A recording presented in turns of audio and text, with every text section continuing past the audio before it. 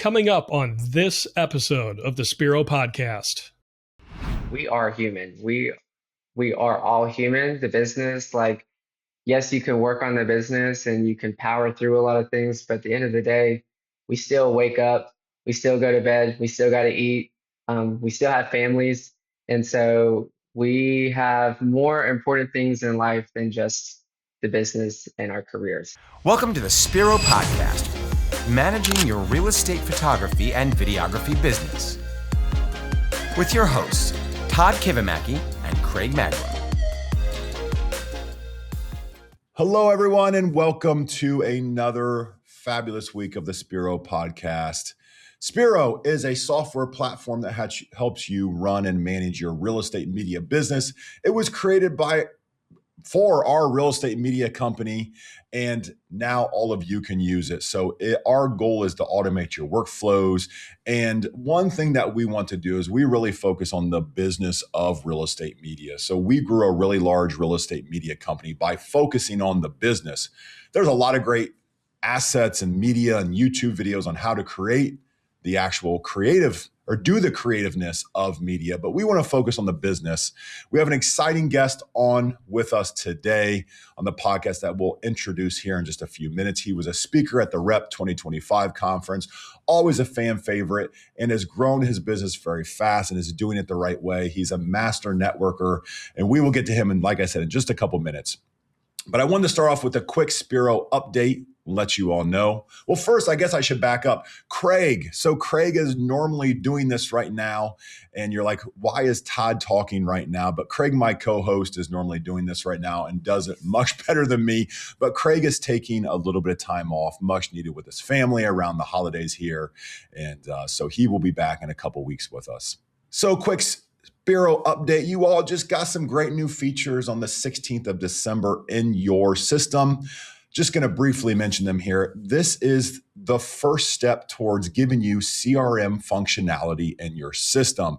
Again, we are very big on the business of real estate media and managing your clients, knowing when you contacted them, when you should contact them next, who did the most number of shoots with you this month, this year, all time, average order value, all of that is built into the newly designed and updated agent grid. So we have a lot of media and training and how-to guides on this, but we are excited to bring this to you. This is an included feature. You're not going to pay anything more for this. So it is free inside of Spiro because we believe so much that in these tools and that doing these actions will actually move and impact your business, that we put it in there for all of you. The second big thing I wanted to mention, if you have not seen it yet, is you have a newly and beautifully designed agent login page. You can customize it. You can put your images. You can include your Google reviews to scroll on the login page. And another update with that is your agents can now set passwords. So if they want a password, great, they can set it. They can also log in with the one-time password code sent to their cell phone or their email. So if they like what's working, they can keep that, but they can also set a password now. It was a much requested feature. A few more things that you can check out in the release notes, spiro.media, and then click the knowledge base guide and you will find those notes. Moving into January, one more thing I wanted to mention. Our guest today is going to be there with us, but Spiro Sync is coming up, and we are extremely excited about it. This is an in-person event. It's our first event that we're going to do, and hopefully first of many. And we are doing this in our backyard in Dayton, Ohio this year, January 22nd and 23rd of 2026. This is going to be a time that you're going to come and build, breathe, and belong. We're going to do work during the day. You're going to get to talk to other people in the industry. We're going to have breakout sessions, main speakers. Eli Jones is going to speak. Colleen's going to be there. And we're going to have many sessions of what you want. And then we're going to go have some fun in the evening. So be sure to check it out. You can visit the website, spiro.media. And in the top nav menu, click Spiro Sync 26. Be sure if you're going to book a ticket, get it quick. They are going fast, and we will cut off bookings soon for Spiro Sync. All right. Well, thanks for hanging with me, y'all. Without further ado, I'm so excited to have this individual on the podcast today. He is just, every time I see him, it's typically in Vegas. And like I said, we're going to see him in Spiro Sync this year. He just has this gravity that pulls you into him and this spirit that is incredible. And it's like he can take over a room when he walks in and everybody wants to go talk to him. And he uses that. And I don't know if he actually does that. It's just the way he's built. But he uses that to grow his business. He's got a great story and a lot of lessons that we can all learn from. It's none other than our friend Tyler Graham with Weston Media. Tyler, welcome to the podcast. Yes, thank you, Todd. And thank you for having me back again. The last time it was so much fun. And I remember I was doing it at a listing. I had just finished and was using my iPhone hotspot and stuff. But I'm in my office today, so we're prepared. My headphones are almost dead, but it's okay. That is great. And I think that just goes along with your story as to where like you were out hustling in a different way. I mean, as business owners, we're always hustling, but a different way. Like you literally were in a listing doing the podcast. This year you're in your office. So we're excited to dig into that. Now, Tyler, you were a speaker at REPP 2025. You had previously spoken all the years at REPP as well, and you do a fabulous job. I wanted to see if we could dive in quickly here and just give a little bit of your story, because I love your story about you were working in a different industry and you were doing a not so glamorous task in the industry. And I think this will resonate with a lot of our listeners out there that are in another job or maybe 1 foot in, 1 foot out into their business and their job. And I think the story of your path of taking that leap of faith on yourself, I think will really resonate. So do you mind giving us just a little bit of background of how you got started and how you transitioned out of that not so glamorous job? Of course. Yeah. So I'll try to keep the timeline on track because it seems like everything just ran together. But I grew up in the horse industry. Not my family was not farmers, but they grew up. We had like always anywhere from 15 to 20 horses on property that we always took care of, farm animals of that sorts. But I grew up in the industry, being 8, 9, 10 years old, outside helping the family every morning, every night, before school, after school. All the hard stuff. So from there, whenever I was about 21, I was just graduating from my undergrad, moved to Aiken, took on a full-time equine facility management job. And because that's what I grew up doing. That's what I knew. That's what I thought I was going to be doing for, a future career. $550 a week. It was 6, 7 days a week. Sometimes if the farrier or someone was coming on the weekends, we had to be there. I had to be there to hold the horses, take care of them. If we had storms coming in or the weekend feeders were not able to make it for some reason, I always had to step in. No extra pay. Totally fine. I signed up for that role. And it included everything from, picking the stalls, the manure, feeding, watering, haying, being there with the vet, riding 6 to 8 horses a day, back to back to back, starting at 6 a.m. in the morning and a lot of times not ending till well after 5. But that's the thing with livestock. There's never a ticking time clock that tells you when you're off work. And then I would get off work, run to my apartment, change, and then go work as a sushi server downtown. And I'd do that 3-4 days a week just to make additional income. But yeah, so that's what I did. And I was also getting my master's as soon as I finished with my undergrad because I was so scared that if I took a break that I was going to be stuck.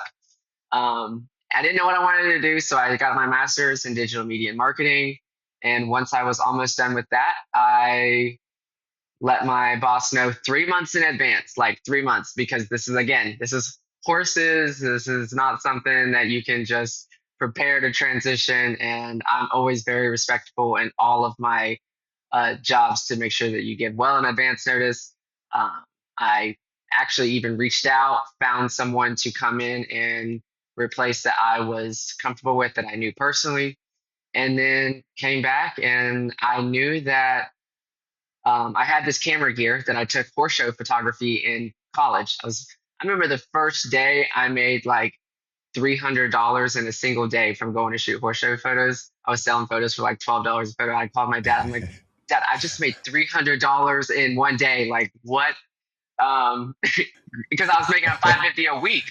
Yeah. And so from that, I knew that I needed to do something with photography because I maxed out my credit card for a camera. And real estate was like, okay, yeah, I can do this part-time during the week. Well, as of last week, first week of December, I reached out to the horse show that I had been shooting for 3 years now. They have about 38 shows a year. That's 38 weekends that are taking up my time that I was running a Wow. real estate media company. Yeah. To let them know that, again, I had someone that had been shooting photography with me for a long time. I wanted to give them move the reins over to them and let them take on because I am really ready for 2026. I'm ready to give it my all.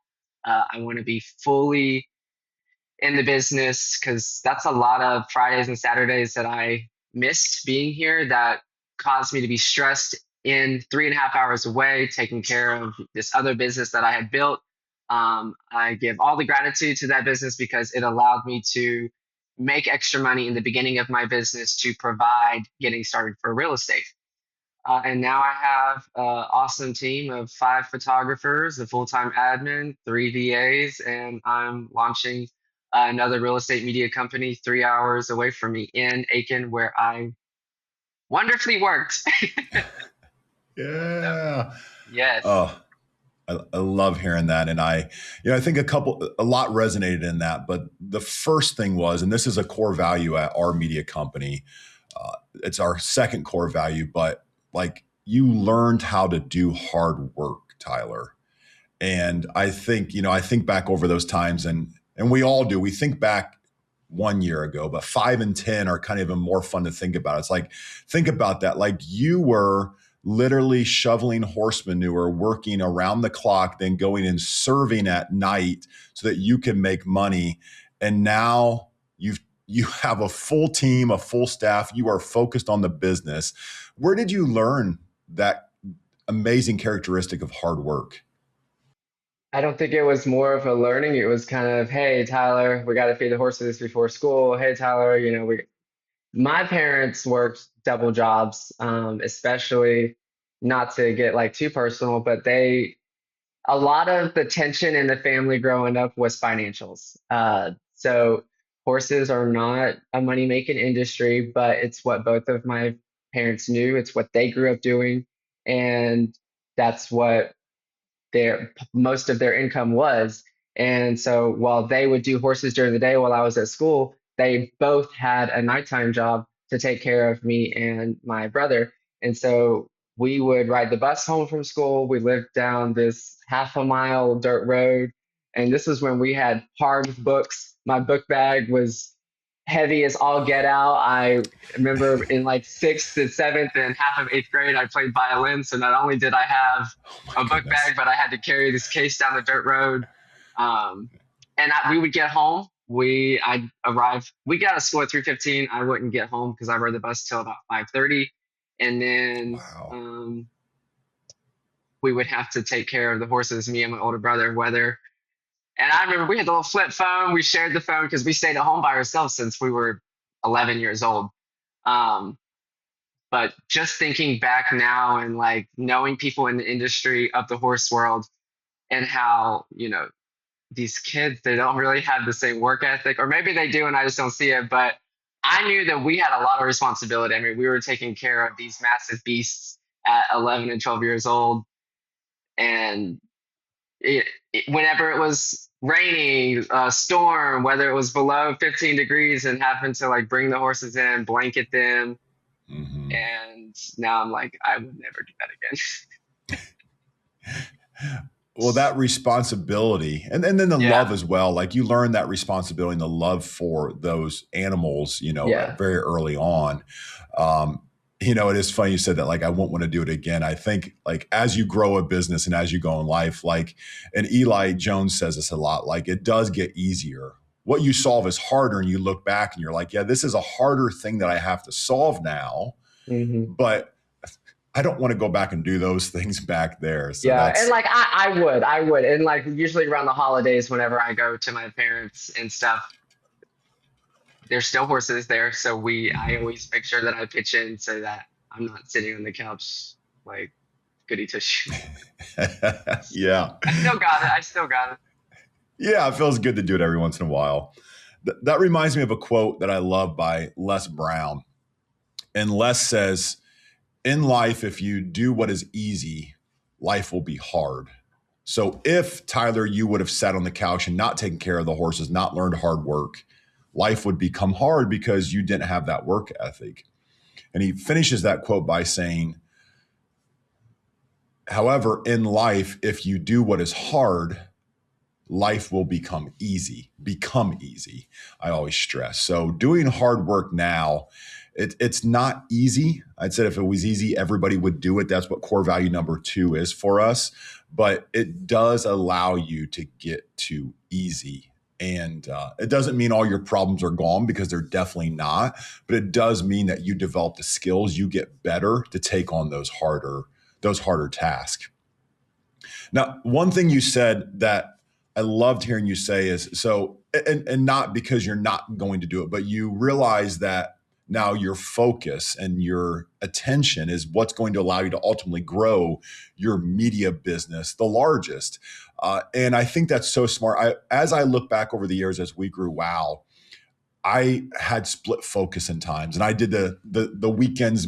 No horses here. We are in a farming community, or no animals. But I did weddings, and I think many of you did weddings out there, or we would do anything like if family sessions on weekends at the park, engagement, weddings, all of these things that is somewhat common to do as you transition into focusing on your business full time. What gave you, because prior to this decision, I mean, you have a very successful media company, and you were successfully running these horse shows as well. And they didn't take all of your attention. They took some, but what in your mind just made you say, like, Tyler, like, now's the time, like, I just need to make the call to separate, put somebody into those horse shows and focus on my other business? What kind of lined up for you to come to that conclusion? We all keep setting goals in any business, I feel like. And to get to a next goal, sometimes you have to let go or figure out the bottleneck in your business. And I have continuously, just like so many other media people, get to a point where, okay, you've been in the same grind for so long, nothing's really changing. Looking from the outside in, what is causing me not to grow? And this year, I've had a lot of issues where I'm at a point where I'm still doing a bunch of dumb tasks that I need to delegate to other places, even though I still technically did the horse shows full time this year. I knew that coming into 2026, I was not going to be doing that.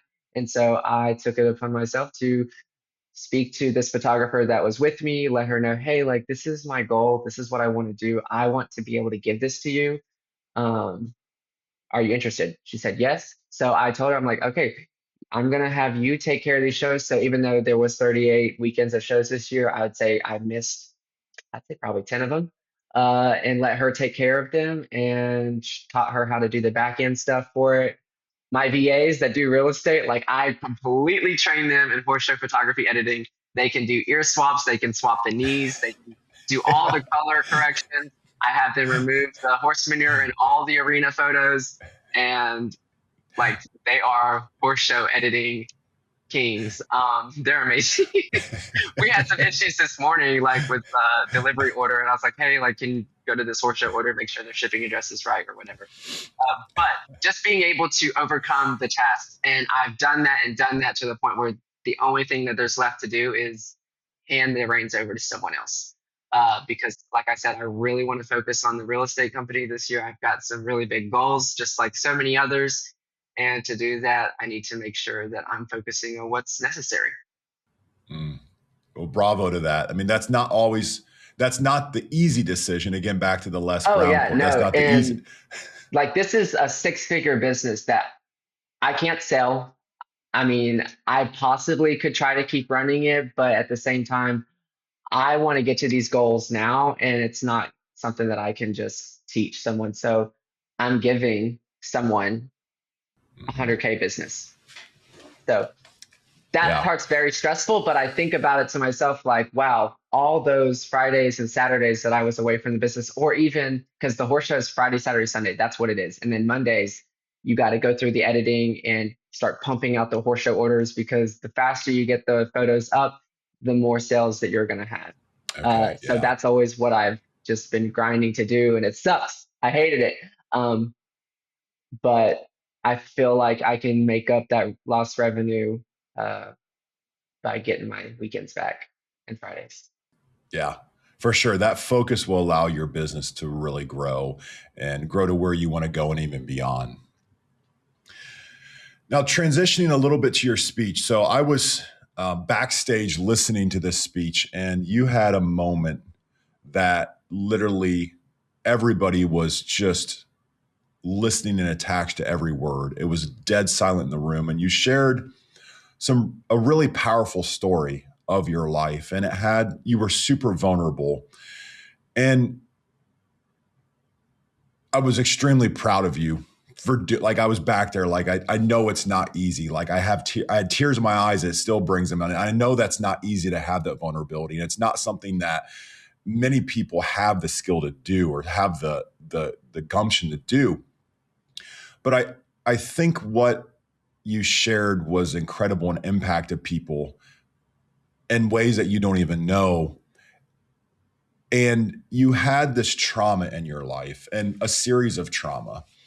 And you use that and like imaginable things that happened. And like, I never knew that story, Tyler. And like, you seem like the most positive, upbeat person. Every time I see you, you're smiling, you're happy. There's a crowd around you. Like, you are fun to be with. And you have this just kindness and warmth from you. And when you told the story, I was like, there's no way that this lines up that someone could overcome some of those things and have those qualities. How, our listeners out there, everybody has items has situations in their life that like affect them. And as we think back to growing up, and they affect us as we get older in ways that are larger than what I think a lot of us subconsciously think about. Do you have any insight for just like to business owners out there that feel like life is knocking them down? Yeah. And So I want to start by saying like we are human. We are all human. The business, like, yes, you can work on the business and you can power through a lot of things, but at the end of the day, we still wake up, we still go to bed, we still got to eat, we still have families. And so we have more important things in life than just the business and our careers. And taking it back to the start of the story, I do want to share to anyone who wasn't at the conference, kind of what Todd was discussing. And growing up, finances were always like, I didn't realize it until I got older, but it was me and my older brother and my dad for uh, the longest time that I can remember whenever I was younger. And we literally lived in a farmhouse on someone else's property, and our rent was to take care of the horses, the pigs, the goats, whatever the guy had. Donkeys. I remember riding a donkey. um, and it was an amazing life growing up because I had all this farm life and country life and felt like everything was great. But really, if I look back on it now from my dad's perspective, I mean, my dad was working 6 days a week with two boys, um, and he would literally be gone all the time as soon as we got out of school, just so he could go and work and pay for the necessary meals to put on the table and bills. And then from there, he met my stepmom, where they kind of improved life a little bit, kind of put those two career paths together, and they were able to move and build a farm a little bit more personal to them, not for someone else. But along this way, not to say that anyone is at fault for this, and I just want to make that very clear ahead of time. Like, no one is to blame for any of this, but from the age of 4 to 16 or 17, it was 14 years. I was sexually assaulted and raped by a family member, a very close family member, someone who my parents scheduled to watch me and my brother growing up. Yeah, and so it was very traumatic and something that had happened over such a long period of time. It just kind of got erased in the back of my mind. And finally, whenever I was like, I can't do this anymore. I was getting in trouble for a lot of dumb, stupid things. And not to say that it was because of that, but at the same time, I felt like I was trying to deal with the trauma in certain ways that I didn't know how to deal with. Um, and so that was really hard, especially when coming out with it all. That was even harder than the 14 years of what I just experienced, seeing how my parents just felt like, how could this happen? How could this happen in our own house? How could we send our kids somewhere for this all to transpire? How could nobody know? And then that was the other thing that we were dealing with, was family members from the outside in, kind of, how did you not know? Why did you wait so long? And I mean, I had very, very close family members just like straight up say, Tyler, why would you not come to us sooner or say something sooner? And I'm just like, I don't know. I don't know. Uh, but what I do know is that we got through it. It caused a lot. While it brought us closer, at the same time, I felt like there was, shortly after that, something that kind of tore us all apart. I was kind of now trying to deal with all that happening, and the family was torn apart, from generations that were not just my parents, grandparents, aunts, uncles, everything. Like, and then I started feeling like it was my fault that this had happened, because, and that is hard on a person, especially being 17, 18 years old, dealing with all of this. And once I turned 18, I reached out to my biological mom, who dealt with a drug addiction whenever I was younger and a couple other things. But it was a year and a half that I grew a relationship with my mom. And it was the best year and a half that I could have asked for. And shortly after that, I got a phone call from my grandma, who was like, Tyler, you need to get here. You need to get here. And when I got there, my mom had just overdosed on heroin. So that was really tough. Like, literally, not to say it was like a movie, but just I remember running to the house, and like there was a cop chasing me because I'm going 80, 100 miles an hour down the road trying to get here, and just being tackled and stopped. And it was tough. It was really hard. And I'm getting off track. So before that, I had met a best friend of mine, Michaela. We lived together, we worked together. She knew everything about me that had happened so far.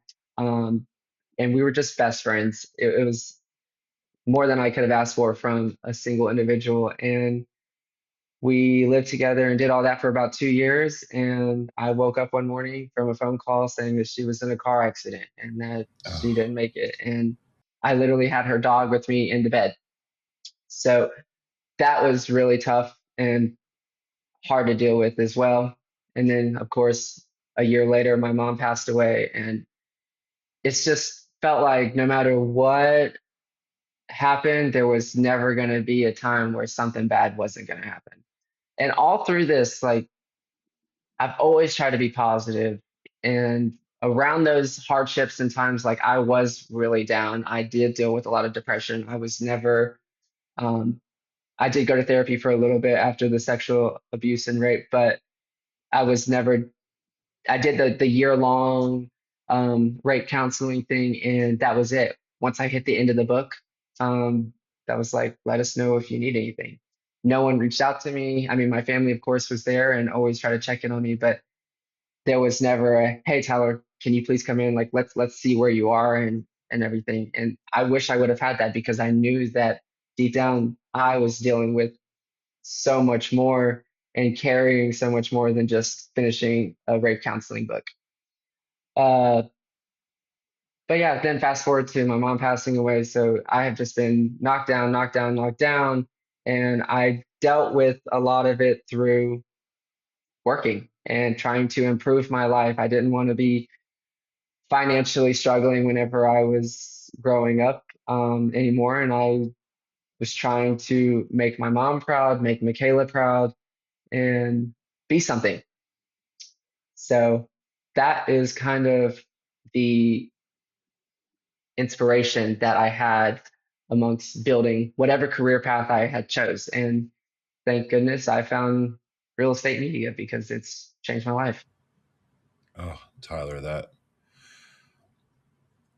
story is unimaginable, and I'm so sorry that you had to go through that. For our listeners out there that are in a tough time, how did you find anything to keep you going, and what advice would you give to them if they're in that deep dark hole right now and they're like, I don't know how I'm going to get out of this?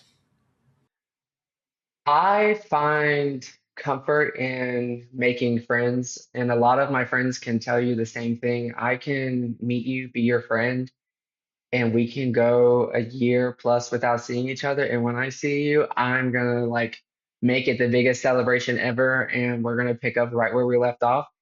Uh, I like to have, and that's another thing, is something that happens to someone like that. A lot of people, and more than not, I think, put up a wall, put up a barrier, and seclude themselves and allow themselves to go into these deep places. Where me, I chose to not put up that wall. I chose to open arms and meet more new friends and hear other stories and try to improve my life, not go down the same path or seclude what had happened to me. So I like people. People make the world go round, Mm. and I'm an open book. I love everyone. Well, it definitely shows, and you have taken that as inspiration in so many, in all parts of your life, and into your business as well. And you have built a fabulous team, Tyler, and they love you. They're inspired by you. How, for our listeners out there that are, have maybe a company going and it's just them, can you talk about what you did to build the team, and how you take care of your team, and just how you have found success and not doing and finding, you said that you are like, hey, I have to stop doing these things. Somebody still has to do them. And you Mhm. place team members there. I think this is probably one of the biggest questions we get about growing a team. Any insight for listeners on how you did it? Yeah. My first team member was Camilla. A lot of people know Camilla. She is hands down one of the most genuine, hardest working individuals that I know, and would not replace her for the world. She is now in Iowa building her own team, builds business and everything else. And I'm so proud of her. But for me, when I started my company, I didn't even know that I wanted to do real estate media till about 3 months prior to me starting the course. I was thinking of October of 22, and I was like, I think I want to get into real estate media. I reached out to a local media company, and we had communicated back and forth. And ultimately, they just felt like my horse shows were going to be a issue with scheduling and stuff for them. So we didn't move forward with that, and that's totally fine. I found this real estate photography course from Eli Jones. Literally scrolling on Instagram at 11 o'clock at night in December. And it was like, oh, save this much money, like pay this. And I did. And right after Christmas, I started it, finished his entire course in 2 weeks. And my birthday is January 10th. So I launched my company on January 10th and the website and everything. I remember being up for 48 hours completely like behind the computer and just making sure that I had the basis of everything so that I, for myself, could say, happy birthday to me. This is what I'm going to do. Let's do it. And March of 2023, I had my very first paid shoot. That was amazing. And then I just think of the milestones that I had hit. The first day that I had hit $1,000, I was standing in the movie theater with my grandparents, my mom, dad, two brothers. And I'm like, guys, I just made $1,000 today. Like, what the heck? Yeah. And then I was telling Katie last night, my admin, like all these like financial goals, and even outside of financial goals, the team that I had built, I hired my first member, Camilla, was May of 2024. Yeah, May of 2024, because I had just started reps coaching in January, and they're like, okay, like, what are your goals? Like, this is what we need to get. If you want to get to these goals, you've got to hire someone.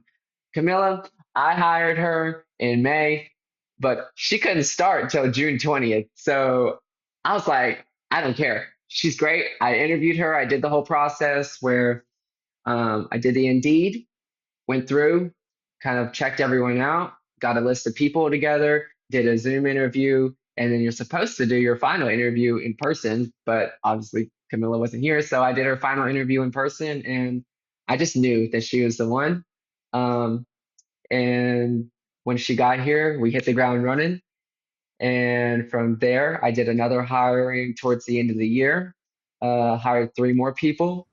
Wow. Yeah. I do things in threes for my hiring. So Camilla was 1 out of 3 that I hired, and then the other 2, one of them ended up not living here for so long, so they were only here for like 2 months before they moved back to Colorado. The other one, she was a close friend of mine. She's a mom. Nothing bad, just it wasn't what, honestly, like I could probably call her now and she would come back. But it just wasn't something that was catching for either of us. No firing, still a good friend. Then my next hiring go around, we kept 1, and the other 2, one of them moved away to go start her own company, and then the other one moved back to Canada. So out of that one, I got another awesome candidate, Tyler Ballinger, who now has moved to Fort Lauderdale. So I'm back down to just me and Camilla, and I'm like, oh my gosh, what the heck? Did another round of hiring, and from there I had one that really stuck out to me, and then the other 2, one of them just didn't want to do the real estate photography anymore, and then I think the other one also just it wasn't working out. And then I did one last round of hiring, and on this round, I kept all 3, and so now that's how I've grown to a team of 5. And then also trying to start a real estate media company in Aiken. The lady that is doing the workshop photography for me, who's also a teacher, getting her in the know of all of this. Katie, awesome. She's an admin of mine and was a friend before. I knew her work ethic. I knew her background, and I wouldn't have picked anyone better. And it's been an amazing experience since. Oh, that's amazing. So currently your team looks like Katie is your admin, and then you have 5 photographers, and then you have a VA staff as well, correct? Yes. The VA process, a lot of people that I still talk to that are doing crazy numbers, and to hear that they either don't have a VA, and I'm like, bro, that's like to me, if I had to look out and in on someone's business and they didn't have a VA, that is the biggest, but honestly, one of the most easiest bottlenecks to fix in a business. Honestly, just DM me and I will help you because I feel bad. But from there, like that has been a game changer. I had a VA before I ever had my first hire. I mean, I was May of 2024 doing 30,000 alone as a single Wow. shooter. But I remember waking up at 3:30, 4 o'clock in the morning just to go through and get all the projects out. And it was really tough. And then to get home at night and have to tell everyone that I had did shoots for previously in either the day before or 2 days before, trying to get their revisions out and not going to bed until past midnight sometimes. It was not fun. But it was the steps that I needed to do and the experience that I needed to have before I came to a point where like, okay, enough is enough. What am I going to do to get over this? Once I hired Joseph, who's been my very first VA hire, I had a lot of luck with all my first hires, whether it be admin, first photographer, first VA. I mean, Joseph's been with me for 3 years now. I would not trade him for the world. I remember being on Zoom with him every morning for like the first 3 weeks, going through everything, 6 days a week. And I just taught him what I could, taught him whatever I was doing. And he came to me with, hey, this is what I think we should do. We should do this now. And he came to me with ideas that would help improve our business. And then I quickly, instead of doing the whole hiring process again, I'm like, Joseph, do you know anyone? Do you have anyone that you like? And that's where I met Jim. Idea. Jim is amazing. Jim is awesome. But that was a kind of a time where I didn't have enough work or the financials to really say I wanted to pay Jim full time. I only needed him for about 4 or 5 hours a day. But then our lovely friend Scott out of Florida, Scott Gomick, he needed a VA. And I was like, Scott, have Jim. So Scott took on Jim, and now me and Scott utilize Jim part-time on both ends of the company. And it's amazing. That is awesome. And Scott was on with us last week, so that was so fitting. A couple things here that stuck out to me. One, if you out there listening, Tyler gave you the cheat code of when you need to hire a VA, because this is asked a lot as well. If you are out there doing your QC in the morning, rushing to try to get out to your shoots, if you are handling revisions on the road, trying to manage the in and the out communication between agent to editor to uploading to back to the agent, if you are up late at night doing these admin tasks, responding to emails, that is the cheat code of when you need to go find a VA. And they will change your business. We could not run our businesses without our VA teams. We love them. And they are just integral to you being able to focus on what you need to do to grow your business. Tyler, 100%. one thing that that you are a master of is a master of networking, and it's just from your pure heart and sincere heart to want to help people. And I see this in all facets of the business. I think sometimes as business owners, at least I thought that I would need to figure it out. And say this was of an employee and what their new job, like they want to make more money and what do they want to do? I would try to sit in my office and I would try to think about what they want to do. And I had a coach finally that was like, well, why don't you just ask them? You just need to ask more questions. Like, why would I sit in my office and try to figure out what they want to do when I could go have a conversation with them and talk to them about what do they want their future to look like?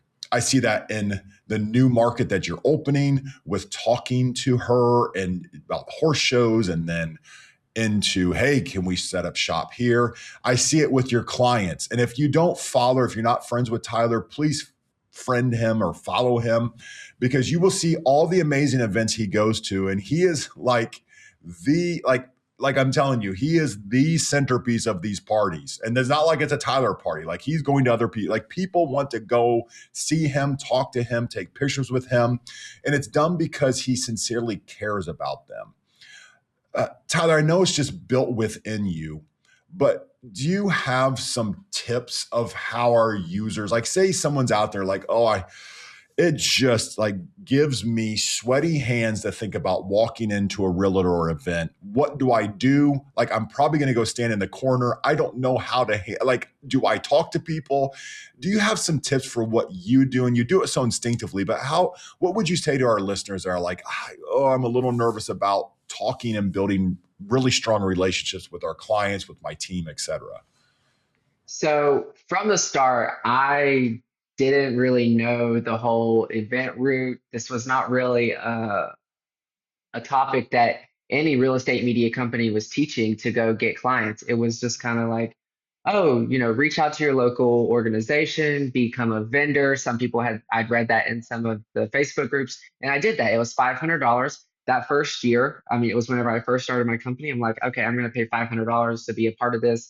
But I was so busy doing all of the beginner things in the business that I was not able to take advantage of any of the $500 vendor membership, uh, whatever. But the second year, I'm like, okay, so now I'm going to pay this $500 again, but I'm not going to waste it. I'm going to make sure that I attend these events through my local MLS. They have probably 12 plus hardcore events a year.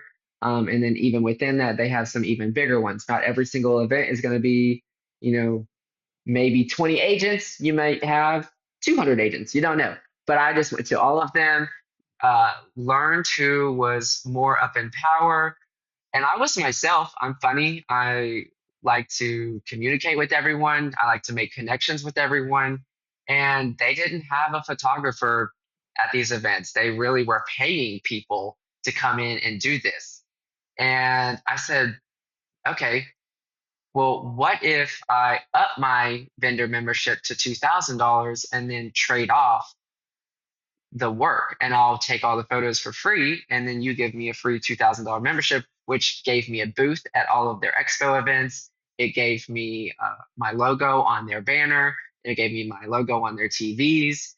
And this was something that I just offered. I was like, hey, you stop paying a photographer. Let me come in, take the photos, and you just erase my membership. And that's what we did. That was the first thing I did. Yeah. And it showed, and people noticed this, and other people in other organizations, such as our Women's Council and Caffeinated Closers and other organizations in real estate, mostly the Women's Council, they already had a photographer, and they already kind of did what I did with their photographer. They didn't have to pay the $5,000 membership / vendor fee. They just traded off photos. Well, their person didn't show up to an event, and it was on their schedule. And not to say women are crazy, but if you piss off a lady, they called me. They said, Tyler, this is what happened. We know you do really well with these events. Is this something you're interested in? And I said, yeah. And they had actually, the thing is their photographer had reached out to them at some previous events and told them, hey, like, I can't be there. Can we find someone else to come in? And they brought me in. I didn't charge them or anything. I just did it. So they had already had 2 events with me as kind of an experience to what I was and what I was like. And that everyone knew me outside of the organization too at this point. But that's what kind of got me in there. And then now, like, me and Katie just literally finished going to 13 events in a matter of a week and a half. Oh my! 13 events. We had Christmas parties. We had holiday awards. I mean, we had something in the day, and then we had something at night every single day. It was hard.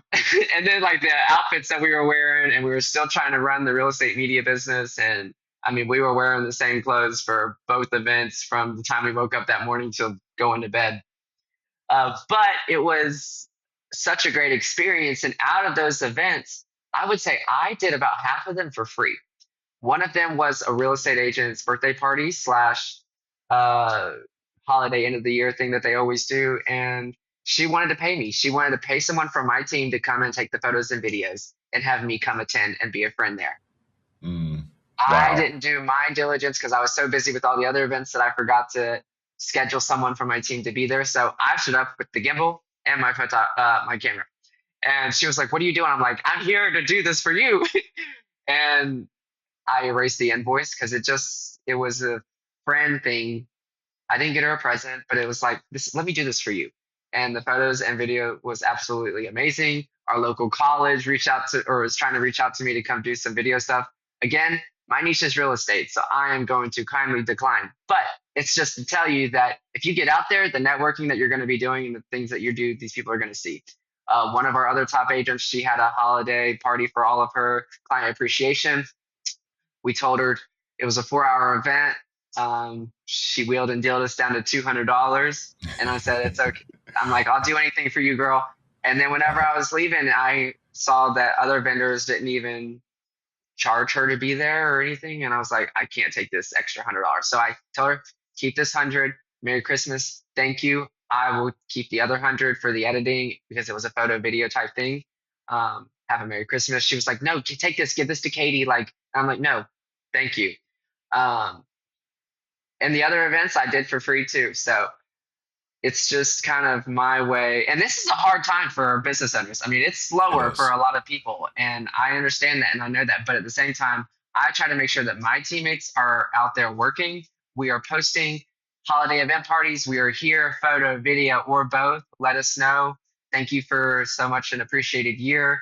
And we're not doing it for expensive. I mean, we're doing it for $100, $125 an hour. 100 for photo. If you want photo and video, it's 125, which is nothing. I mean, that's cheaper than our 30-second real estate video.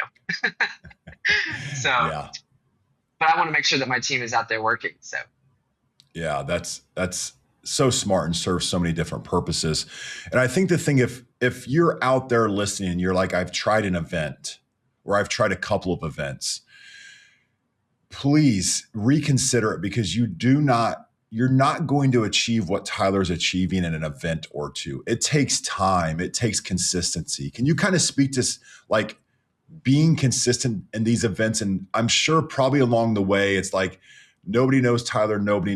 And then it's like, everybody knows Tyler. And then that's when they become a little more fun to go to. I will agree. If you're out there saying, hey, they're not fun to go to when nobody knows you, I agree. They're not fun, but you have to go to them to become known at the event. So could you speak to that if someone's just like, yeah, I tried an event or two and it's just not for me? Yeah, all you got to do is take your camera. You don't even have to know how to take a photo. Listen, if you have not tried Imagen, get that thing. It's an amazing software that we utilize every single day in our business. But it brings me back to something from our local Remax party that I just shot for free. I reached out to them. Someone asked me if I was going to be there, and I said, I don't know. I reached out to the broker. I'm like, hey, do you have a photographer? They said, no, it's not in the budget. I'm like, what do you mean it's not in the budget? Like, let me come. Like, I'll come, have fun. Like, I don't have to stay the whole time, but I'll take a couple photos. So I did. I went. It was amazing. They all appreciated me, and that just reminds me of other organizations and events that were not even in the organization in the past. They didn't have a photographer, and I just reached out to them and say, hey, like, do you have a photographer? Like, don't worry. Like, I don't need you to pay anything. I just want to come. Let me introduce myself. And a lot of times they're going to give you some shout outs, some call outs, and they're going to give you a couple minutes to take the floor. So that's what I did. That's what I'm still doing. Even at $60,000 a month, I'm doing so many of these events. Just as much as a free shoot matters, a free event. Mm-hmm. Yeah, that's so smart. And it's truly a form of client acquisition. And as you grow a business, you have to focus on what your sales engine is. And those events will add up. We just did one in particular that I can think of that we had just such a sincere message sent back from the broker, the principal broker of many offices, and we're A+ vendor and all these things. And those relationships. And if we think about it, like when people come to those events, they are there like it's human to human. It's not like business. It's not like negotiation. It's like, hey, we're here to celebrate something, to network. Like that's when you are really going to get people with their guard down a little bit, and you can let your guard down a little bit. And when you connect with someone on a human to human level, they will look past another company that has a cheaper price. They will look past another company that does different things. They will not try they will be loyal. It will bring you loyalty. So if you have tried it and you're like, it just doesn't work, I would just urge you to keep doing it. You will it's a lot of hard work that Tyler did to get here, but Well, Todd, having I want that. to stop you real quick and give you a little bit of praise. It kind of brings me back to Thanksgiving really quick. Every year, my grandparents, they have a couple, they're not family, but they're family friends. They come every year. And one of the ladies is a realtor and she lives in Charlotte. And I'm just telling her about my company. And she's like, oh, yeah, we use this guy, Todd, with Wow. And I'm like, I know Todd. She's like, you know Todd? I'm like, I got a photo with Todd right here from Vegas. And that's so crazy because Todd, I was just telling you the other day about being at a Remax event for a golf charity tournament and all these agents from Charlotte who use Wow Video Tours. But I don't know whether or not you know Gerda on a personal level, but the fact, and I want to give, this is what I meant to about you being who you are and all the things you have going on, but Greta felt like she knew you on a personal level, and she's like, I know Todd, we use Todd, and I'm like, I know Todd, I stood in a photo with Todd, so I know Todd. Do you know Todd? Like, I know Todd, but I'm just saying, like, these people feel like they know you and you have grown such a large company, and I'm sure they do know you, but I'm just saying, like, they have that connection with you. Well, that is fabulous to hear. That is all thanks to my team, Joy, who runs the division down there and continues to trumpet. And I think just when you set that from an owner perspective, that we're going to serve first and we're going to give, and if we don't get anything back, that's okay.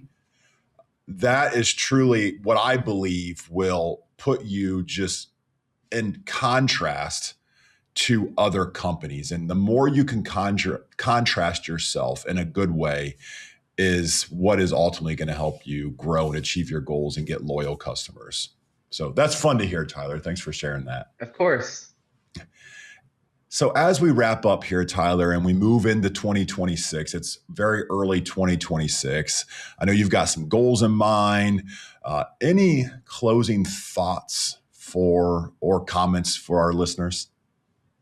Yeah, I mean, we're just going to be like everybody else. You're going into 2026. This is the time to set your goals. Have a goal, but honestly, have a high goal, because every goal that I set a goal that I want to hit. Okay, yay, we're there. But I also set an even higher goal. And then it just makes me feel so much better about myself, my company, and my team whenever we hit those goals. And I've got them right here. I'm ready to go. Like, these are the things that I want to work on for 2026. And I hope to see so many of you guys back at the conferences, masterminds, and other events. Oh, well, that's incredible. Tyler, your story is just phenomenal. And I commend you for just having the positive outlook that you have through all the trials that you've gone through. If our listeners want to contact you or want to shoot you a message, how can they? What's best for you? Listen, Katie, she's my ride or die. But we try to go through all of our Instagram DMs at Weston_media. You can reach out to me personally on Facebook. Like I said, I like to be friends with everyone, even my competitors in my area. We go out; they're all invited to my birthday party. Like, I'm friends with everyone. Just like, if you don't like me, that's on you. But at the same time, I feel like I have a lot to offer, and I will give any information to anyone that if it'll help you. Oh, well, that is so kind. Thanks for all that you've done for the community, given so much to help educate and share your story. Tyler, it was such a pleasure to have you on today. Thank you so much. Thank you, Todd. Well, that is going to do us today for the podcast. What an incredible story. There is a lot. I'm going to go back and re-listen to this one because there's so much good stuff in here. So please, we hope this brings you inspiration, especially in the early part of the year, that you're looking at what you're doing and you're figuring out focus, you're figuring out how to get through tough things, and you're figuring out goals and team. But we hope that this brings that to you. If you have any questions for us, you can leave them in the comments below if you're on YouTube, or you can always email us, hello@spiro.media. Hey, we are so appreciative for all of you that listen to the podcast and that use Spiro. It was an incredible year. I can't express the gratitude to the community for just how gracious you are all to me and our staff and the team. So we We have got an exciting year planned this year for you on the podcast. A lot more guests and fun things coming. Hey, be sure to take time to be thankful for the blessings that you have, and be sure to take a breath. We'll see y'all next week. And attend Spiro Sync. Spiro Sync. Thanks, Tyler. See y'all. Thank you for joining us for the Spiro Podcast, Managing Your Real Estate Photography and Videography Business. This is a production of Spiro and Wow Video Tours. You can find out more about Spiro's real estate media business management software at our website, spiro.media.